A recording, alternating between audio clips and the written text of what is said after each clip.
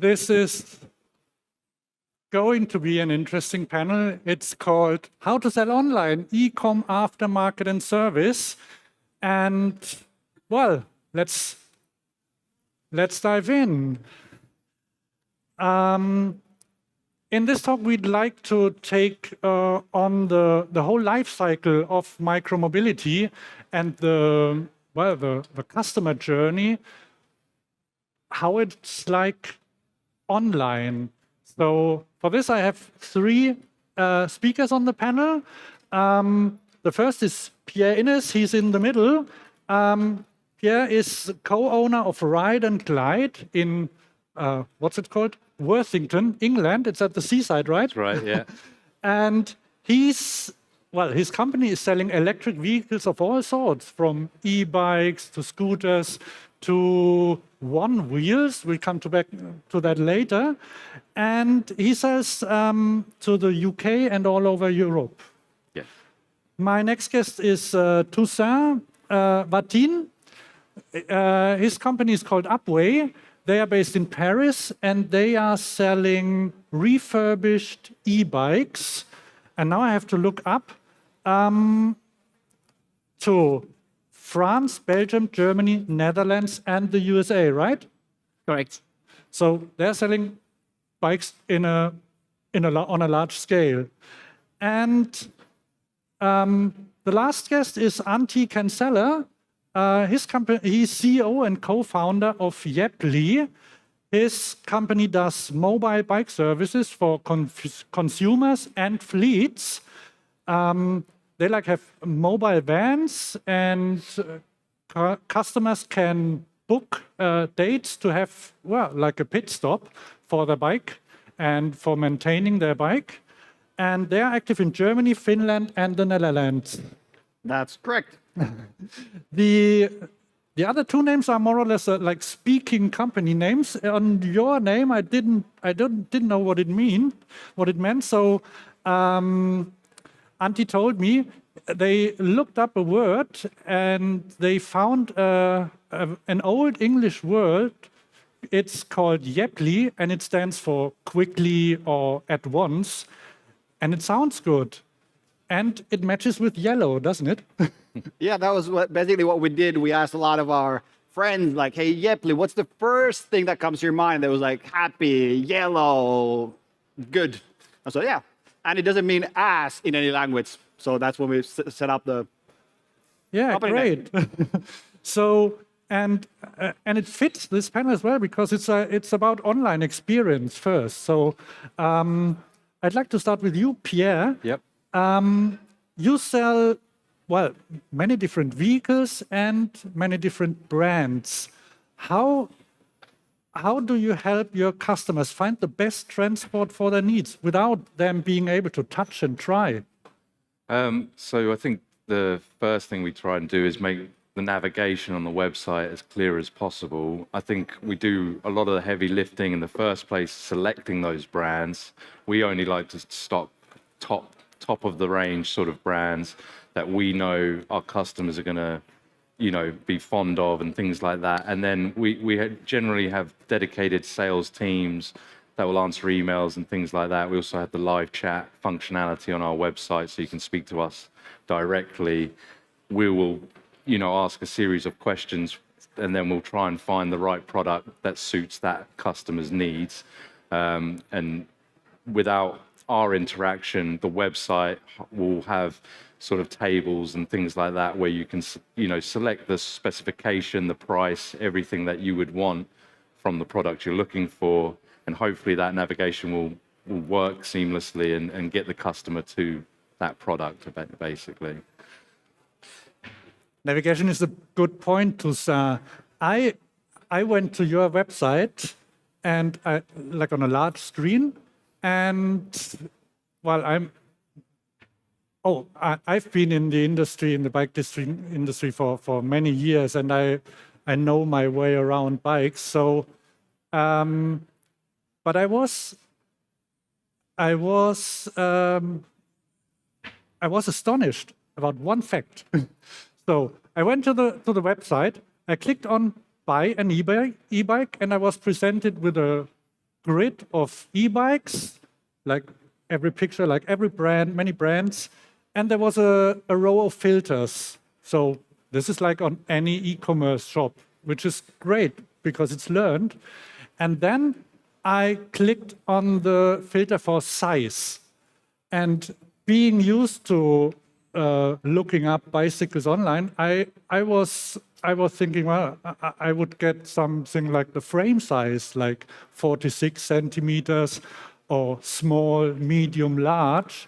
And I opened that filter, and it asked for my height. So the filter asked me, how tall are you? And I could select this number. Whose idea was that, Toussaint? It's a good question. So maybe to put some context, at Upway, we buy second-hand e-bikes, we refurbish them in-house, and then we sell online. And one of the things that it means is that at any point in time today, you'll find over 1,700 e-bikes on our website from 200 plus brands, all kinds of models, all use cases. And so we have such a diversity of offering that helping people navigate that was very quickly very important. And because it comes from so many different brands, every brand, when it comes to size specifically, tends to have their own in-house definitions. And so it's very hard to then have a homogeneous way of navigating each of these brands' size and each of these brands' specifications. And so the party we took is that we wanted to make sure that we're starting from the consumer, helping them define what they need, and then make sure that we can filter the offering that matches their specific needs. And so the first way to solve for that was to flip the size approach on its head and to ask people for their size, so that you already filter down the 80% of bikes that don't match your size at all. And then on each of the individual product pages, you will find that specific brand definition of size. So for some of them, it will be small, medium, large. For some of them, it will be frame size. We will always give you the actual seat, like a length itself. But we will first and foremost start from the consumer standpoint. And the second thing I'd add on that is it's also relevant for our specific audience. Today, the e-bike market has been booming in a large part due to people who are not very familiar with e-bikes and with bikes in general, people who are not incredibly educated about it. And so if we were, when we do sell very high-end electric mountain bikes that go to people who know exactly what they're talking about, they'll be incredibly picky and specific. But for the much broader use case of having a trekking or city bike that serves for your day-to-day needs, most people will not be optimizing for 2 centimeters more or less seat post size. What they will care about is, does it roughly meet my size need, and then optimize for a number of other specs. So that's the kind of full reasoning that got us to approach it that way. The things without talking badly about bike shop dealers, sometimes it's, especially for people who buy or first-time buyers, it's a bit intimidating going there. So the question to Pierre and Toussaint, is it like easier to buy online for people or less intimidating? Maybe Pierre? I think it all comes down to how you trust the company you're buying from. I think for us, when we started, Amazon was the obvious model because they're the kings of everything. And so we tried to identify why that was. And it came down to customer service effectively, and knowing that if you buy that product and something goes wrong with it, which when we're dealing with electric products, it's quite common, the customer knows that they can return that product or get it fixed. And that's ultimately what our goal was to do. And it's worked quite well for us. And once you build up that base of reviews and things like that, it gets the trust for people to buy a product they've never seen or touched in person. So I think that's ultimately where we focus on getting that forward. Yeah.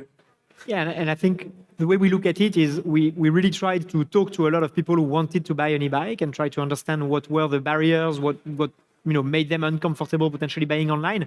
I think it ultimately came down to 3 things.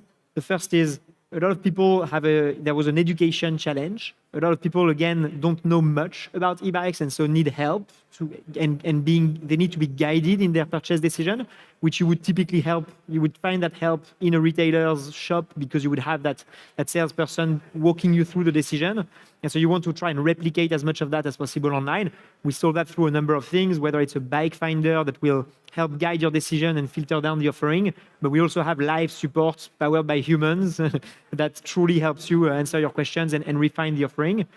The second challenge, but which is a massive opportunity, is the choice paradox. One of the great things about buying online is that you can browse across, again, like 2,000 e-bikes on Upway today. And so you have immense depth of choice, which you might not find on a physical retailer. However, that also means that sometimes there's way too many options that are available to you that meets most of your needs. And so being able to filter down, compare, and ultimately get a short selection is a second challenge. And I think that one we've got a lot more work to do to really help solve it, from comparison tables to really highlighting the specific specs that match your needs the most specifically. And the third is indeed trust. I think the reality is that it's incredibly, when people are going to put 2,000 euro plus on buying an electric bike and an important equipment for their day-to-day life, buying online can be a leap of faith, and you don't want to feel like you're going to get scammed. And so having, again, live support plays a big role, and having the track record of having supported your customers after sales if needed plays a huge role. And I think, on that regard, having, online reviews that are consistently showing how much you can trust that brand has played a big role. Yeah, and I think Toussaint, what I love is like what we do is I always try to look at how we talk. Like, does my mom understand how we talk? And I think you guys are doing exactly the same thing. Like, we're turning the bike geek porn into my mom's language. Like, she knows how tall she is, and if she wants to buy a bike, she does not understand if it's 48 or 52. She knows that I'm 168 and I want a red bike that works. And I think this is something that we also try to do, like turning the communication into the language of the big mass of we call them bike owners, my moms, that the world is full of, and like not talking the bike industry language, but talking their language. Yeah, switching to you, Anitti. When people shelled out 2,000 euro for an e-bike, or how much does a one wheel cost? A one wheel's roughly about 2,800 euros. Oh, that much. For the top. Those are they have one wheel, like a skateboard with one wheel, electric. I've never ridden one. Go-kart wheel, and then it balances. Kind of like a hoverboard. Yeah. Hoverboard on steroids type. But they are selling quite well, aren't they? They're probably our biggest seller. It's actually my personal choice of everything we sell. It's quite a hard feeling to explain. It's actually one of the products that force us to have a physical shop as well, because One Wheel are a California-based company, and their requirement for retailers is they have a physical shop. So we do have a physical shop in Worthing where you can test a One Wheel, but ultimately you don't need to really test it out. You just have one look at it and you're like, I want that. All right. Well, enter the physical world, and maintaining an e-bike, fixing a flat, getting help when you're broken down. How can Yelpy help consumers?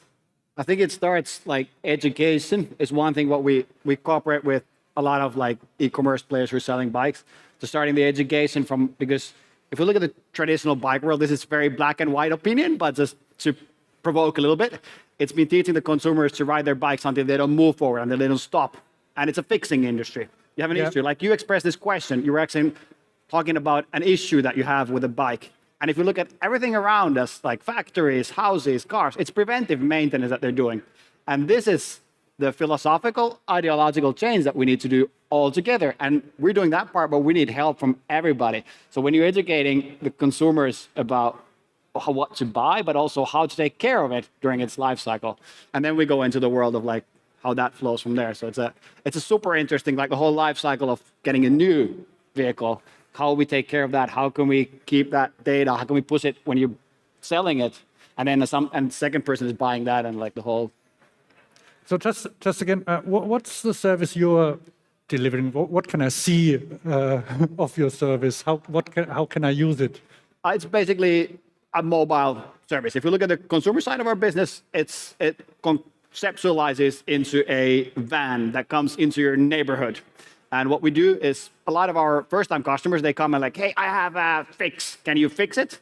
And then what we do, we convert them into preventive maintenance methodology. So they get onto our platform, and then our platform knows when they need to maintain their bike next time before they have an issue. And this is fun when we hire mechanics coming from bike shops, and they're like, I just love working here. You know, people are coming in with a smile on their face because we're catching them before they have an issue. All right. So you have mechanics that are on the road, and they service every bike? Short answer, yes. Long answer, blah, blah, blah, blah, blah. Okay. So pretty much every bike on the road. So Pierre and Toussaint, do you have own services for your products? Do you have like workshops or partners do you work with? Maybe Pierre? So yeah, we have our own workshop in-house where we do predominant amount of servicing, repairs, etc. But we also are a distributor, not just a retailer. So we have B2B customers as well. And we've sort of agreed amongst ourselves in the UK to work together. So, you know, because if someone's in Scotland, I'm on the south coast, we have a retailer in Scotland that we can send our customers to them, and we trust that we vet all of our retailers before we sort of go down that avenue. So we have this wider network where we're not paying excessive fees to ship products back, because we do a lot of that as well. You know, if there is a warranty issue on a bike or skateboard, let's say, we pay the fees for the bike to come back to us, and we'll repair it in-house and try and do as little of that as possible and keep a better sort of scope of B2B retailers out there that can help. Toussaint? Yeah, I mean, first taking a step back, I completely agree with Antti. My sense is that with the speed of adoption of e-bikes out there, the cost of e-bikes, how technical they are, I expect that actually the servicing industry overall and the need for servicing will actually increase dramatically. I think it's largely it's best performed locally, meaning I don't think it justifies a logistics leg where you ship your bike somewhere and get it back later. I think that, and so my sense is that over the next 5 to 10 years, we're going to see very fast growth of services. I think that's a very smart operating model that you guys have at Upway, because you're able to serve different neighborhoods while having a couple of hubs in different cities. And I suspect there's also going to be a number of local repair shops, local retailers growing their workshop in order to do that day-to-day maintenance and day-to-day offering. The way we solve for that today, so of course we have our own workshops. We operate from Paris and Berlin. We're able to refurbish thousands of bikes each month. But that's part of an operation where we buy damaged second-hand e-bikes, give them an entirely new life, and then resell them. But we don't perform from their day-to-day servicing. So the way we solve for that today is working with a large network, again, of a couple hundred retailers that are able to perform those services on a day-to-day basis. And really only in extreme scenarios, as a last resort, will we ship the bike back to our centralized workshop in order to perform deeper repairs or repairs that are not performed through a local network. But my sense is that I'm very, very confident that the industry of servicing will experience a massive shift from a very repair, last resort, worst case, my e-bike stays in my garage for 2 months, and it will move into a network that is similar to the car industry, where you are able to perform regular checks at a local level in order to maintain the very healthy lifespan for your equipment. I was thinking about, because I'm from Cologne, and there is an old like a tale there from the Heinzelmännchen. Does anybody know that? Those are like little figures, and apparently they lived in the town, and they helped the people that worked there at night. So people worked there, and they knew, oh, we don't have to work at night, because at night those little dwarfs come and they do our work. And one time, well, it was a woman, and she wanted to watch them, how they do their work. And well, they fell, and the whole good story ended, and they had to work for themselves in the end. So maybe this having a mobile transport could be sort of silently supported by online magic. Probably is that what you're thinking? Like, and you as well, like knowing in advance when to help or when something will occur, so you don't ever have to worry about anything. Yeah, I think that's where it goes. If I look at my mom, she doesn't like bike maintenance is not something she enjoys. It's something that the bike should just be fast and it should be nice when she rides it. And that's where we should be aiming to. Like she shouldn't worry about the maintenance. We know better. Our data knows better when it needs to be maintained before it breaks. And that's where we need to, and that's something we need to do all together. Like we can't do that alone. It requires all of us to push the industry forward. Because once we get to that state, then there's going to be more adoption, more people riding the bikes, and it just requires that. I think it's still a little bit of a baby industry when you look at anything else, and then you come into biking, and you're like, yeah. Speaking of data, when you you buy refurbished, you buy used bikes, and how do you find the price, the right price? Because when I buy I wouldn't want to buy a car, but in car buying and selling, there have been well-known means where you can look after the price. They take into account kilometers and whatever. Yeah. Is there a definitive list for e-bike prices? So there is no list for e-bike prices, which is both a challenge and a good thing, meaning that the challenge is that we had to, and we have to, on a constant basis, build our best assessment of what is the adequate second-hand value of an e-bike. The good news is that means that you can really rebuild from scratch the full logic and make sure that it matches consumers' needs, and you don't need to rely on third parties that may influence that market. So the way we look at it is fundamentally straightforward, but is hard to execute on the details. We first and foremost try to understand what will be the ultimate selling price of that second-hand e-bike once it's been refurbished. And the good news is that the more history we have, the more data we have about at what price a specific brand, a specific model, use case, mileage, age of the bike, at what price will it sell well? And if it sells too fast, it probably means that the price is very low, but that we won't be able to purchase bikes and that the sellers will not be interested.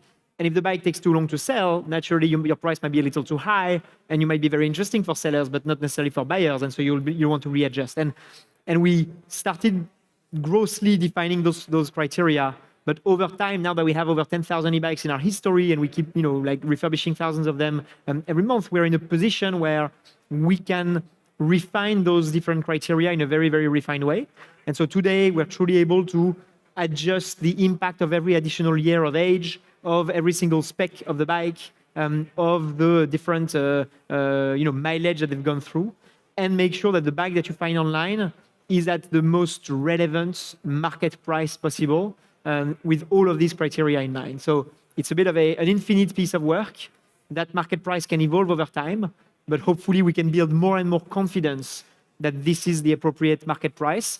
And the last thing I'd say on that is that having trust in that residual value plays a big role in e-bike adoption overall, because as a consumer buying a new product for 2,000, 25, 3,000 euros as a new product, you want to be confident that should anything happen in the next 2 to 3 years, you're able to extract maybe 50% plus of residual value if you change your mind. And so having a reliable, very liquid platform for second-hand refurbished e-bikes plays a big role in building trust in buying new as well. So this data you're sourcing, are you going to give that to other people as well? So would I have be able to look at it? So could I look up what my e-bike will be worth or is worth at the moment? Yeah, so we'll definitely work on very user-friendly platforms for that. The way it works today is that anyone can come on a platform, answer a few questions about their e-bike and get a quote, either a live quote when we have the data in our database or a quote within 24 hours if needed. But you will get a live quote about how much we can purchase your e-bike. So you do have access to that data, and I'm sure we can do a better job of making that even more known and even more available. But that information is available if you go on our website. So if I compare again, I don't know, if I compare again online against like brick and mortar stores, what would you, Toussaint, tell a bike dealer when they are afraid to lose their against online? Do they have to be afraid, or is that a chance? Well, first, like when you're in a market that grows anywhere from 10 to 30% every year, I'm less concerned about new offerings emerging, and I'm actually more encouraged by the fact that it will help solve more people's needs and increase adoption. So, and by the way, online sales have grown in parallel to retail sales growing. So the reality of the last 5 to 10 years kind of confirms that trend. The second thing I'd say is that there's definitely going to be a share of customers that will always be looking for the kind of physical service that you get in a physical store, and that will continue to exist. The same way that not all cars or not all TVs are sold online, like there is a share for each offering. On the other hand, it's true that the depth of offering that an online website can offer and the seamless experience of getting it delivered at home without having to find operating hours and go to a physical store will serve very well a certain customer need. And we see that a lot of our demand is in countryside, secondary towns, where you might have fewer online physical stores, where it might make less sense to operate a brick and mortar business because of the lower density of the population, but where those people still need to be able to get a bike in a good condition. So long story short, what we do today is if anything, we help power the business of retailers. And what we offer them is a seamless trade-in solution, where when a customer comes in a physical store to buy a new e-bike, but they still own a second-hand one that they want to sell, that retailer will give them a live Upway quote and will enable them to get basically to do a part exchange and to buy the new bike, sell their old one to the retailer, and Upway will pick up the bike and take it over from there. All right. So maybe the last question, because all right, like you said, micromobility is all about growth, but growth doesn't have to mean like a new bicycle every year for everybody.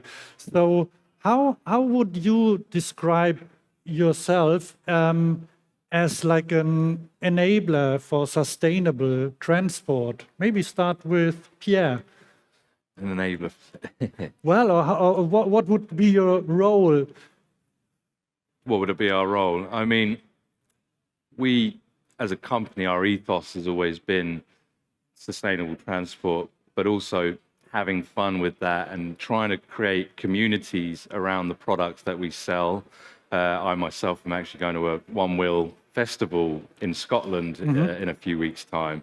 So it's really nice to have these communities building up. We see in the USA where legislation and things are a lot easier, that they're absolutely widely adopted. And so ultimately, we hope that creating a fun atmosphere around the products and things like that, people will then adopt them, which will help, in turn, create more sustainable transport. And think people might think, oh, I can go to work on a one wheel, or I can go to work on a scooter, skateboard, e-bike and things like that. I don't want to go in a car because that's boring. I want to enjoy my commutes and things like that. So that's, again, our main ethos as a company is not just to, lower emissions and things like that, but to have fun effectively. All right. And Anitti? Yeah, I think somebody, I don't remember who it was, who compared us to like shovels during gold rush, the necessary evil to make it happen. And if we look at like the transformation and sustainability, we are if everything is going fine, we are the invisible part of those vehicles running on the street. We're the ones who are not visible. So that's, I think, where it came from, that we are the shovels of gold rush. I see. In a sense, if it makes. And they are the people that always earn money, aren't they? Well, I think in gold rush they did make the most money. So how's it for you, Toussaint? Yeah, I think the last thing I'd add is that, at the end of the day, what we want is make sure that, while we need more people to ride on like low emission vehicles in order to help curb those emissions overall, we want to make sure that each of these vehicles can have the longest possible lifetime.